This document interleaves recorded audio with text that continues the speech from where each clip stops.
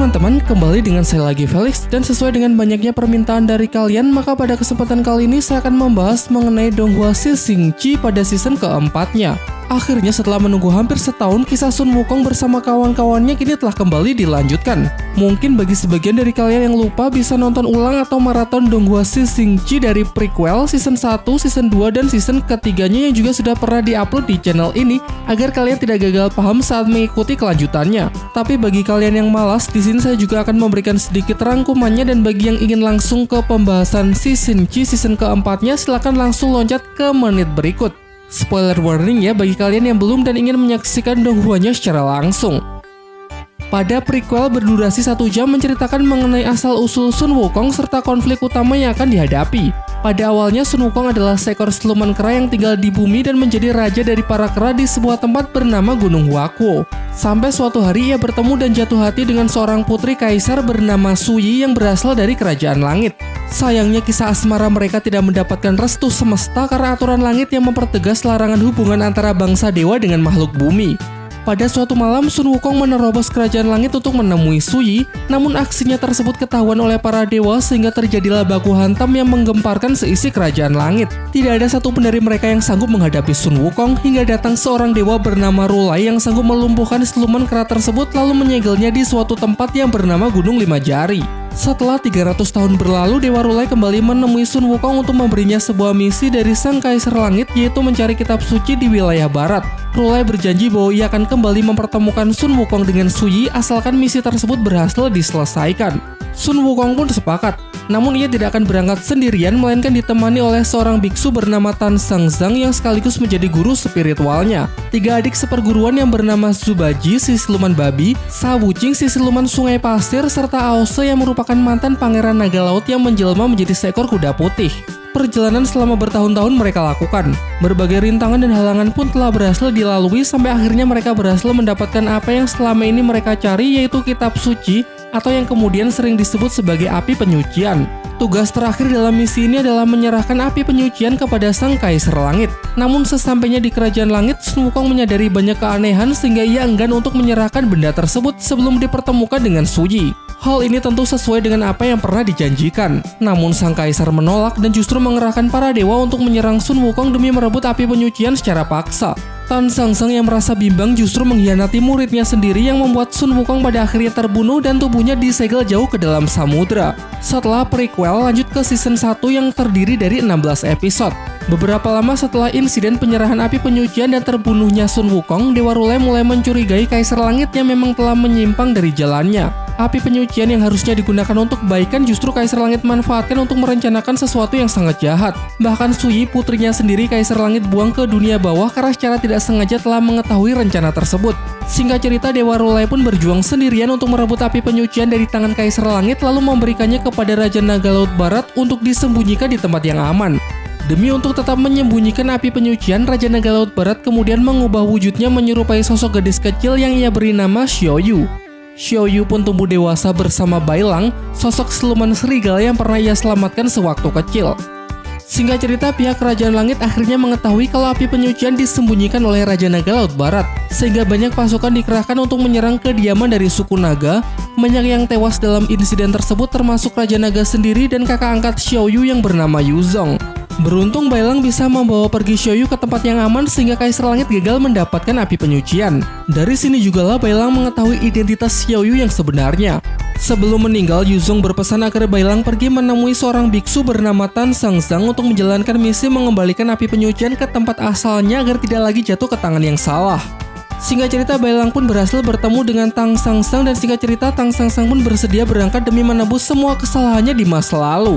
Ia pun juga mengajak Aose untuk membantu meski sebelumnya sempat dirantai karena sifat liar yang tak kunjung berubah. Lanjut ke season kedua yang terdiri dari 22 episode. Dalam misi ini, Biksu Tan Sangzang ingin kembali mengumpulkan timnya, mendatangi suku babi untuk mengajak Zubaji dan bertemu dengan Sa Wuqing yang ingatannya sempat dihapus oleh seorang dewa pasca insiden pembunuhan Sun Wukong. Tidak berhenti sampai di situ, mereka bahkan pergi ke Laut Selatan untuk membebaskan Sun Wukong yang disegel di dalam samudra. Singkatnya, Sun Wukong pun berhasil dibebaskan meski sempat terjadi baku hantam karena para prajurit langit yang dipimpin oleh Dewa Erlang mencoba menghalanginya. Dalam peristiwa itu juga datang kakak Ause dari Istana Naga Laut Timur yang kemudian membawa Ause pulang untuk diadili karena dinilai telah banyak berbuat kejahatan dan mempermalukan nama baik ayahnya. Sedangkan rombongan Tan Sang Sang yang telah berhasil melarikan diri dari kejaran pasukan langit harus kembali berpisah dengan Sun Wukong karena Sun Wukong yang sudah mati perlu pergi ke alam bawah agar dirinya bisa terlahir kembali. Dan setelah kepergian Sun Wukong, api penyucian tiba-tiba menghilang yang mana ternyata kembali berubah wujud menjadi Xiaoyu, si gadis putri naga. Lanjut ke season ketiga yang terdiri dari 20 episode. Diceritakan Sun Wukong yang telah sampai di alam bawah kembali bertemu dengan Su Yi yang sekarang berprofesi menjadi Dewi Kematian setelah dibuang oleh ayahnya sendiri yaitu Sang Kaisar Langit. Di sini Su Yi bertugas untuk mengantar para jiwa yang akan bereinkarnasi menuju jembatan takdir. Namun keduanya tidak bisa mengenali satu sama lain karena penampilan Su Yi yang sudah sangat berbeda dan juga ingatannya juga sudah dihapus. Beralih ke nasib Ause, pengadilan Istana Naga memutuskan Ause bersalah sehingga harus dijatuhi hukuman mati dengan cara diikat di puncak pegunungan dan membiarkan para Garuda pemangsa untuk memakannya. Sahabat dekat Ause sewaktu kecil yang bernama Aoling datang untuk mencoba menyelamatkannya, namun sayangnya gagal dan keduanya nyaris menjadi santapan monster tersebut. Untung saja seorang kakek naga berhasil menyelamatkan mereka lalu membawanya ke kediamannya. Kakek naga menjelaskan kalau ia bernama Nacha, kakek buyut dari suku naga yang dikabarkan sudah lama menghilang. Kakek Nacha ternyata memiliki niat jahat yang menyandera Aoling untuk memaksa Ause agar menuruti semua perintahnya dan perintah tersebut adalah mengambil api penyucian dari tangan Tan Sang Sang. Sementara itu, rombongan Tan Sang Sang masih melanjutkan misinya untuk mengembalikan api penyucian. Dalam perjalanan, Xiaoyu sering mendapatkan mimpi buruk mengenai serangan dari seorang kakek naga yang sangat kuat. Sudah cukup jauh berjalan, mereka kini telah sampai di kerajaan Siluman Kerbau. Raja Kerbau bernama Niu Moren yang merupakan sahabat lama mereka dulu ketika perjalanan pada misi pertama. Selain menginap, rombongan Tan Sang Sang juga membantu Niu Moren untuk bertempur menghadapi para siluman lebah yang sudah membuat kerajaan Kerbau menderita selama bertahun-tahun. Singkat cerita, setelah melalui pertempuran yang sangat sengit, pihak Tan Sang Sang berhasil mengalahkan ratu siluman lebah sehingga kerajaan Kerbau kembali mendapatkan kedamaian. Perjalanan pun kembali dilanjutkan. Ause kembali bergabung, namun ia berpura-pura baik agar bisa menyamarkan niat jahatnya untuk mencuri api penyucian. Meski sejauh ini ia belum tahu kalau api penyucian telah berubah wujud menjadi Xiaoyu. Di Kerajaan Langit, Kaisar menugaskan dua dewa yaitu Jenderal Gerbang Barat dan Jenderal Gerbang Timur untuk menangkap Dewa Rulai yang sudah dicap sebagai pengkhianat. Singkat cerita, lokasi Dewa Rulai pun berhasil diketemukan dan terjadilah baku hantam karena Dewa Rulai yang masih menentang Kaisar Langit. Pada puncak pertarungan, tidak disangka Jenderal Gerbang Timur mengkhianati rekannya sendiri dan justru membantu Dewa Rulai untuk pergi melarikan diri karena ia mulai percaya bahwa kecurigaan Dewa Rulai mengenai Kaisar Langit yang telah menyimpang memanglah benar. Sementara itu di Kerajaan Langit, Dewa Erlang dan Dewa Assassin dikejutkan oleh bunyi lonceng besar di menara gerbang utara sebagai pertanda bahwa siluman yang sangat kuat telah terlahir ke dunia. Nah, itu tadi adalah seluruh rangkuman plot cerita Sising Chi dari prequel sampai season ketiganya. Cukup panjang tapi nggak apa-apa supaya kalian bisa lebih memahami saat mengikuti pembahasannya di season keempatnya ini. Dan baiklah, Sising Chi season keempat, kalau kalian sudah siap, mari kita mulai. Setelah meninggalkan kerajaan Siluman Kerbau, rombongan Tan Sang Sang kini memasuki sebuah wilayah yang disebut sebagai Tanah Retakan Bumi. Di tempat ini dihuni banyak siluman yang haus akan darah menyerang rombongan Tan Sang Sang. Meski kekuatannya tidak seberapa, jumlah siluman yang begitu banyak nampaknya cukup menyulitkan mereka. Omong-omong, Ause juga sudah kembali bergabung setelah kemarin sempat mendapatkan hukuman mati dari ayahnya dan berhasil diselamatkan oleh leluhur naga yang bernama Nacha. Di sini ia turut berjuang bersama murid-murid Tan Sang Sang yang lain untuk membersihkan jalan dan masih belum menunjukkan niat jahatnya untuk mencuri api penyucian. Setelah cukup lama menghadapi pertarungan di sepanjang jalan, akhirnya mereka telah sampai di wilayah yang lebih aman. Wu Qing memperingatkan Xiaoyu agar tetap berhati-hati karena tepat di depannya adalah jurang yang tidak berdasar. Sekali terjatuh maka mustahil akan bisa kembali lagi. Wu Qing cukup tahu banyak karena ini adalah kali keduanya rombongan Tan Sang Sang melewati tempat ini. Meski absen Sun Wukong, namun Tan Sang Sang sangat yakin bahwa tidak lama lagi Sun Wukong pasti akan kembali. Sementara itu di Kerajaan Langit, Dewa Assassin memiliki firasat bahwa bunyi lonceng di menara gerbang utara yang baru terdengar merupakan pertanda atas kelahiran sang Raja Keras Sun Wukong. Namun Dewa Erlang sedikit ragu karena makhluk yang telah ia bunuh mustahil bisa bereinkarnasi. Namun jika saja firasatnya benar, dengan tegas ia mengatakan kalau ia tidak akan keberatan jika harus membunuhnya lagi. Di sisi lain, di sebuah pegunungan terlihat burung elang yang ternyata merupakan jelmaan dari Dewa Rulai. Sama halnya dengan kedua dewa tadi, Dewa Rulai juga dapat merasakan hadirnya kekuatan yang begitu luar biasa. Dengan menggunakan alat dewa yang disebut Pusaka Roda Langit, ia dapat mendeteksi dari arah mana kekuatan tersebut akan muncul. Terdeteksi 300 mil ke arah selatan, tepatnya di Gunung Huakuo, akan ada iblis besar yang terlahir. Untuk itu ia pun segera bergegas untuk memeriksanya. Scene kemudian berpindah ke Gunung Huaqua yang nampak jauh berbeda dari Gunung Huaqua yang pernah diperlihatkan sebelumnya. Kalau dulu terkenal dengan pemandangan gunung dan air terjun yang sangat indah, namun kini berubah menjadi tempat mengerikan yang dipenuhi dengan lelehan lava. Sekelompok siluman kera terlihat sedang memukuli kera lain. Sambil terus menahan rasa sakit, kera itu mengatakan kalau ia tidak ingin menjadi jiwa kegelapan. Dan ternyata semenjak kepergian Sun Wukong, Gunung Huaqua kini dikuasai oleh raja kera baru yang bernama Bairan. Dalam kepemimpinannya, ia mengharuskan setiap anggotanya untuk memakan daging manusia agar bisa menjadi jiwa kegelapan. Namun para kera yang dipukuli ini membangkang karena ia masih memegang teguh perintah dari Raja Kera Sun Wukong yang melarang mereka untuk memakan daging manusia. Seorang anak manusia dibawa ke hadapan mereka. Bairan tetap memaksa para kera pembangkang ini untuk memakannya agar bisa menjadi jiwa kegelapan. Secara perlahan kera malang tersebut mendekat tetapi tetap menolak mengingat perintah Sun Wukong yang melarang kaumnya untuk menyakiti apalagi sampai memakan orang lain. Ia pun berusaha melawan dengan memukul salah satu kera yang diperintahkan Bairan untuk memaksanya. Seketika Bairan pun menjadi emosi. Ia pun menghajar kera pembangkang tersebut sambil mengatakan kalau aturan Sun Wukong sudah ketinggalan zaman. Dan sebagai raja yang baru, ia merasa berhak untuk membuat aturan baru dan bagi kera yang tidak patuh pasti ia akan membunuhnya. Meski sudah dihajar sampai babak belur, kera tersebut justru mengatakan kalau Gunung Huaqua hanya memiliki satu raja, yaitu Sun Wukong. Di tengah-tengah keributan mereka, tiba-tiba muncul beberapa kilatan petir dari langit serta terasa guncangan gempa vulkanik, seakan ada sesuatu yang sedang memberontak keluar dari bumi. Diperlihatkan sebongkah batu vulkanik muncul dari dalam tanah. Bairan kemudian memerintahkan salah satu anak buah keranya untuk mendekati batu tersebut guna memeriksanya. Dengan ketakutan, si kera mengetuk beberapa kali batu itu menggunakan tongkatnya, namun sama sekali tidak ada respon yang membuat mereka berpikir kalau itu hanyalah bongkahan batu biasa. Namun tidak lama setelah tawa mereka, sebuah pukulan keras dari dalam batu menghantam rahang si kera yang membuatnya terpental cukup jauh. Batu tersebut kemudian meledak, melahirkan sesosok bocah kera yang pasti sudah bisa kita tebak bahwa dialah sang raja kera Sun Wukong yang telah berhasil bereinkarnasi. Tetapi seakan telah lupa ingatan, di sini ia tidak dapat mengingat apapun. Sedikit yang ia ingat hanya ketika berlarian menyusuri sebuah jembatan. Di tengah kebingungannya muncul bola-bola keemasan dari dalam tanah yang merupakan bagian dari ingatannya mengenai peristiwa 300 tahun yang lalu. Dewa Rulai, Suyi, api penyucian, dibunuh oleh Dewa Erlang, jiwa terpenjara di dasar laut, bertemu kembali dengan Tan Sang Sang dan Dewi Kematian di alam bawah, serta berlari menyusuri jembatan takdir agar bisa bereinkarnasi. Semua ingatan tersebut kemudian ia telan sehingga ia kini dapat mengingat kembali semua kejadian dalam hidupnya sebagai sang raja kera Sun Wukong, meski dalam tubuh barunya yang kini telah menyusut. Menyaksikan hal itu, Bairan segera memerintahkan anak buah keranya untuk menyeret bocah kera tersebut ke hadapannya. Namun meski dituduh anak kecil, kekuatan Sun Wukong sama sekali tidak berkurang. Ia pun memanfaatkan para kera ini untuk melemaskan otot-ototnya dan mengambil salah satu pakaian mereka untuk ia kenakan. Menyaksikan hebatnya bocah kera di hadapannya, Bairan pun percaya bahwa itu benar-benar Sun Wukong. Namun ia tidak gentar sedikit pun karena ia yakin bahwa kekuatannya sudah jauh lebih kuat semenjak pertemuannya dulu dengan Sun Wukong. Sayangnya dugaannya tersebut keliru karena ia ternyata sama sekali bukanlah tandingan dari Sun Wukong.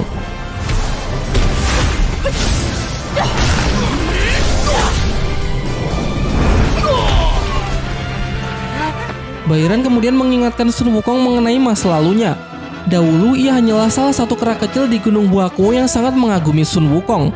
Tetapi semenjak kepergian Sun Wukong ke Kerajaan Langit dan tidak pernah kembali, membuat para kera di Gunung Huaqua terlantar sehingga harus berjuang sendiri untuk bertahan hidup. Selama bertahun-tahun, Bairan terus memperkuat dirinya untuk membuktikan bahwa ia sanggup menggantikan Sun Wukong sebagai raja di Gunung Huaqua. Tentu saja ia tidak bisa terima jika Sun Wukong tiba-tiba kembali untuk merenggut seluruh perjuangannya selama ini. Maka dari itu ia menantang Sun Wukong untuk bertarung sampai mati demi mempertahankan apa yang sudah ia perjuangkan.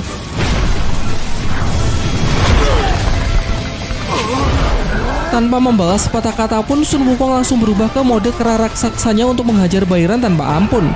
Setelah puas, Wukong menjelaskan bahwa sejak dahulu Gunung Huaqua tidak pernah memiliki musuh sehingga harusnya setelah ia tinggal, mereka semua bisa tetap hidup dengan damai tanpa ada masalah. Namun Bairan justru tergoda dengan kekuatan jahat sehingga bahkan rela terjerumus menjadi jiwa kegelapan. Bairan pun sama sekali tidak menyangkal perkataan Sun Wukong. Ia memang menginginkan kekuatan yang lebih besar dan satu-satunya jalan pintas adalah menjadi jiwa kegelapan. Untuk itulah setiap harinya ia terus memakan manusia. Sudah tidak terhitung jumlahnya dan semua ini ia lakukan agar ia bisa menggantikan posisi Sun Wukong sebagai raja di Gunung Huaqua.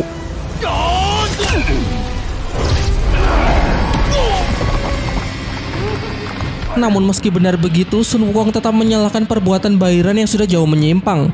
Nafsunya lah yang telah menjadikannya jiwa kegelapan dan oleh karena itu alasan apapun tidak akan bisa dibenarkan. Selain Bairan, ia pun juga kesal kepada kera-kera lain karena sudah tidak becus menjaga Gunung Huakuo hingga menjadi tempat yang mengerikan seperti ini.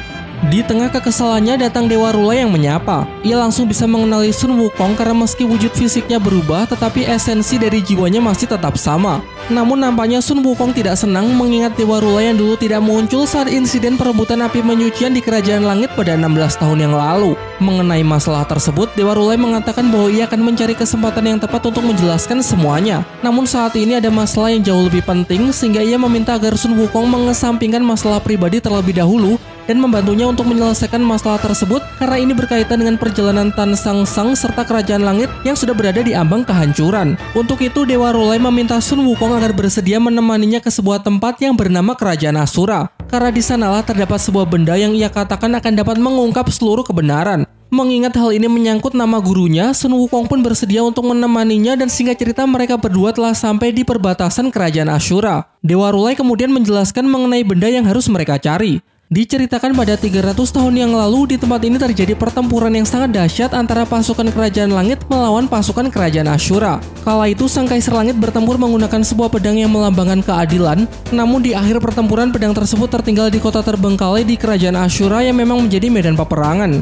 Menurut Dewa Rulai, jika kita bisa mendapatkan pedang itu kembali, mungkin kita dapat mengetahui bagaimana kekuatan kegelapan bisa sampai di Kerajaan Langit.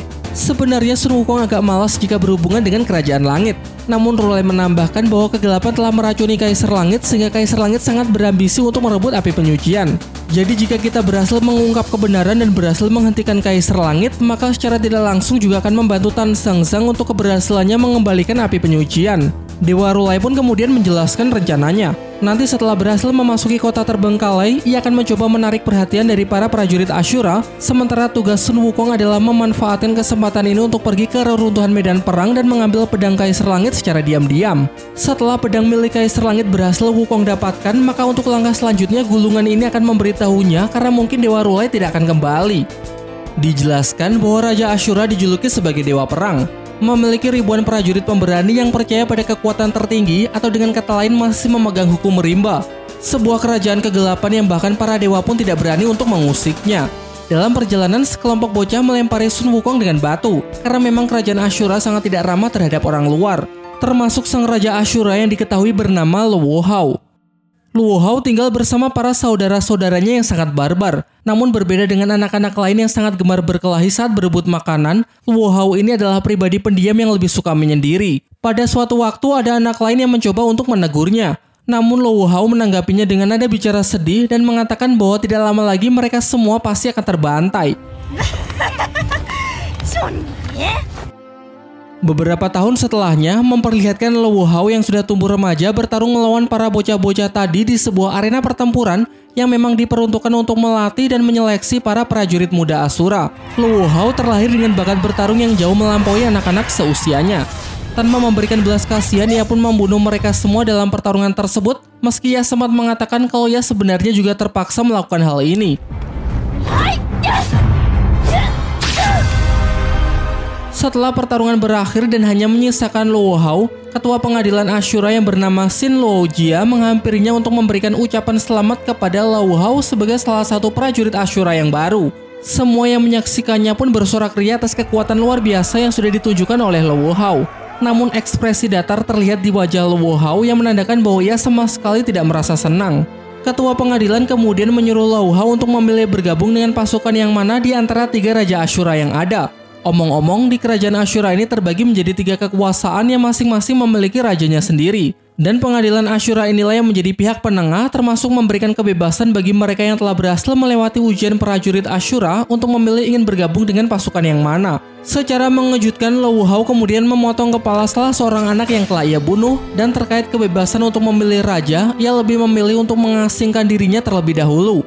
Jelas keputusannya ini membuat semuanya benar-benar terkejut karena belum ada dalam sejarahnya prajurit Asura yang menjawab demikian. Sebagian besar bahkan mengecamnya sebagai pengkhianat yang sudah mempermalukan kaumnya sendiri sehingga dinilai tidak layak disebut sebagai prajurit. Namun hal itu sama sekali tidak mengubah keputusan Luo Hao. Ia menjelaskan bahwa sistem 3 raja Asura inilah yang semakin memperlemah kekuatan dari bangsa Asura itu sendiri. Tiga raja yang saling berperang menimbulkan konflik internal yang mana jika terus berlanjut maka dapat menyebabkan kemusnahan dari bangsa Ashura. Singkat cerita, bertahun-tahun setelah kepergian Low Hao, pengadilan Ashura masih saja menggunakan pertarungan sebagai alat untuk memutuskan suatu perkara. Sekian lama mengasingkan diri, akhirnya Low Hao kini telah kembali. Ia memasuki pengadilan Ashura untuk memberikan tantangan kepada seluruh prajurit Ashura di bawah tiga raja agar bisa menjadikannya sebagai Raja Ashura keempat dan mengubah sistem di seluruh kerajaan Ashura. Tentu saja semua yang hadir berpikir kalau Low Hao sudah tidak waras karena belum pernah ada yang menyampaikan perkara segila itu. Para prajurit Ashura terkuat pun segera melompat ke dalam arena untuk membunuhnya.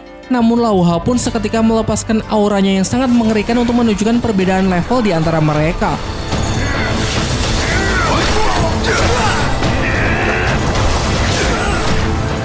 Terhitung pertarungan sudah berlangsung selama 10 hari berturut-turut. Ratusan prajurit Ashura yang menerima tantangan satu persatu telah terbantai. Sampai pada akhirnya tidak ada satupun penantang yang tersisa sehingga dengan ini perkara Low Hao untuk menjadikannya sebagai Raja Ashura keempat pun disetujui. Seketika banyak dari mereka yang langsung memberikan hormatnya kepada Low Hao dan bersedia untuk menjadi pengikutnya. Diceritakan semenjak hari itu, Low Hao dan tiga raja lainnya bersama-sama memerintah kerajaan Ashura. Dewa Rulai juga menambahkan bahwa dia dulu juga memiliki hubungan dengan Low Hao sehingga kedatangannya kali ini juga bisa dikatakan sebagai pertemuan dengan kawan lama. Setelah cukup dalam memasuki kota, mereka dihampiri oleh salah satu prajurit Ashura peringkat rendah yang ditugaskan untuk menjaga kota serta bertanggung jawab untuk mengatasi seluruh permasalahan dalam kota. Melihat kedatangan dari satu dewa dan satu siluman, prajurit tersebut mengatakan kalau kota terbengkalai bukanlah tempat yang bisa mereka kunjungi seenaknya. Dewa Rulai kemudian memperkenalkan dirinya dan menjelaskan kalau kedatangannya kali ini adalah untuk menemui Raja Ashura keempat, Low Hao. Diketahui bahwa prajurit ini bernama Guisa. Ia bersedia membawa mereka berdua menemui rajanya, namun ia hanya bisa mengantar kepalanya saja.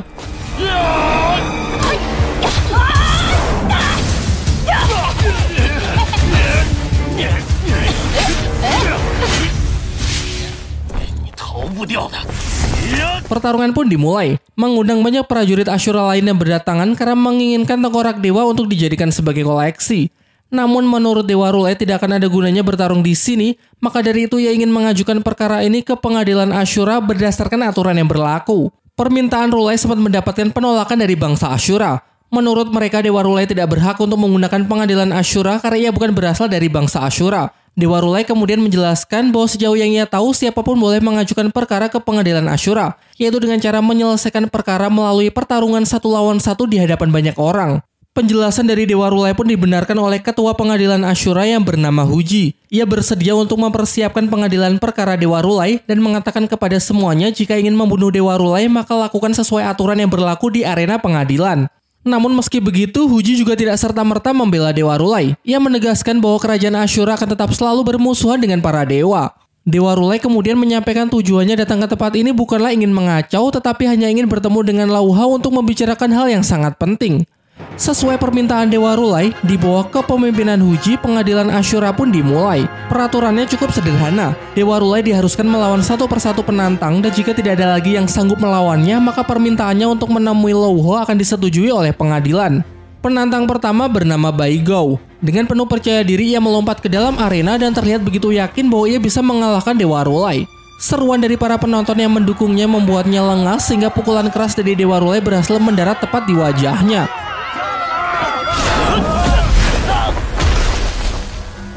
Semua yang menyaksikannya pun sontak begitu terkejut melihat prajurit Ashura yang tumbang begitu saja. Dewa Rulai yang tidak ingin membuang-buang waktu lagi meminta kepada penantang berikutnya agar segera memasuki arena. Namun sayangnya dugaan Dewa Rulai salah karena Baigou ternyata masih sanggup bangkit untuk melanjutkan pertarungan meski sudah menerima pukulan sekeras itu. Pertarungan yang sesungguhnya baru saja dimulai. Baigou mengerahkan seluruh kemampuannya untuk menyerang Dewa Rulai walaupun terlihat jelas bahwa Dewa Rulai lah yang masih mendominasi jalannya pertempuran. Salah satu tekniknya adalah pukulan kebenaran yang langsung mengincar titik terlemah dari lawannya, sangat efektif untuk menghadapi musuh yang menyerang dengan brutal tanpa pertahanan seperti Baigou. Berikutnya, Baigou merilis mode awakening dari bangsa Ashura yang disebut dengan jiwa petarung. Sebuah ledakan energi dari dalam tubuhnya yang memberikannya peningkatan kekuatan dan kecepatan secara signifikan selama batas waktu tertentu. Dengan mode ini, Baigou terlihat semakin brutal dalam menyerang Dewa Rulai, sanggup menahan beberapa pukulan untuk terus melancarkan serangan.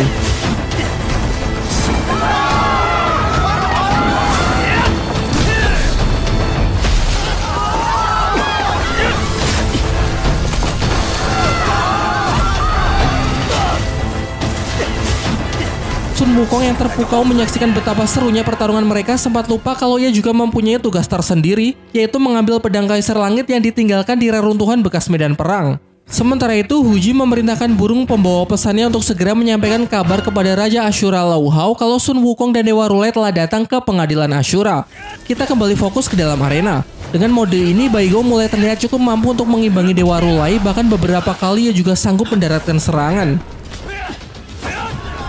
Pemandangan ini semakin membuat para prajurit Ashura lain bersorak ria karena mereka sangat yakin kalau Baigo pasti dapat membunuh Dewa Rulai. Namun Huji berpendapat lain. Sejauh yang ia tahu, Dewa Rulai pernah mendapatkan predikat sebagai dewa nomor 1 di Kerajaan Langit. Menurutnya dalam pertarungan ini Dewa Rulai masih menahan diri, karena jika sampai Dewa Rulai serius dan mengerahkan seluruh kemampuannya, maka Baigo sama sekali bukanlah tandingannya.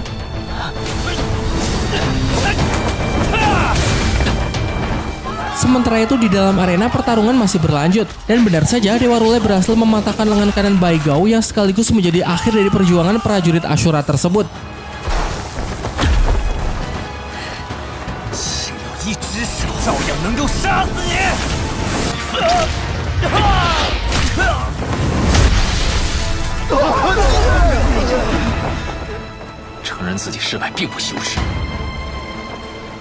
Penantang berikutnya adalah kenalan lama Dewa Rulai yang bernama Gui Tao Dao. Ia merupakan salah satu prajurit Ashura yang dulu ikut terlibat dalam pertempuran melawan Kerajaan Langit. Juga kala itu ia sempat bertarung melawan Dewa Rulai, namun belum dapat ditentukan siapa pemenangnya karena pihak Kerajaan Langit yang lebih memilih untuk mundur. Seluruh penonton pun bersorak memberikan dukungan. Mereka semua sangat yakin bahwa kali ini riwayat Dewa Rulai akan tamat karena Gui Tao Dao merupakan prajurit Ashura kelas atas yang dulu pernah membantai banyak pasukan Kerajaan Langit dalam pertempuran di kota terbengkalai. Di tempat lain diperlihatkan sekelompok bocah Ashura yang tengah berburu binatang liar di hutan. Di saat yang bersamaan, Lao Hao, sang Raja Ashura yang sedang mengawasi mereka, mendapatkan kabar dari burung pembawa pesan mengenai Dewa Rulai yang kini telah tiba di Kerajaan Ashura untuk menemuinya.